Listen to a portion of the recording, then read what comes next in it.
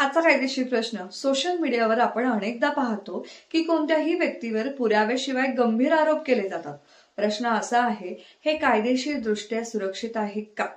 उत्तर आहे नेहमीच नाही. BNSच्या कलम 356 नुसार एखाद्या व्यक्तीच्या प्रतिष्ठेला जाणीवपूर्वक हानी पोहोचेल असे विधान किंवा आरोप केल्यास मानहानीचा प्रश्न निर्माण होऊ शकतो. उदाहरण समजा, कोणीतरी फेसबुकवर लिहितो हा अधिकारी भ्रष्ट आहे, पण त्याच्याकडे कोणताही पुरावा नाहीये.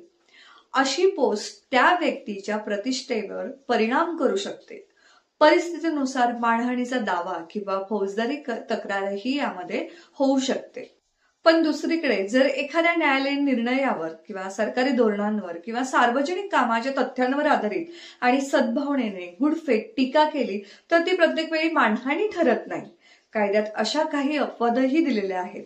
आजकाल एका खोट्या पोस्टमुळे एखाद्या व्यक्तीची अनेक वर्षांची प्रतिष्ठा काही मिनिटात खराब होऊ शकते.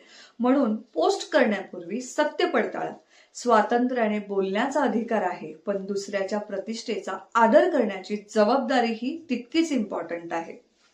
भेटूया उद्या आजचा कायदेशीर प्रश्नाच्या पुढच्या भागामध्ये.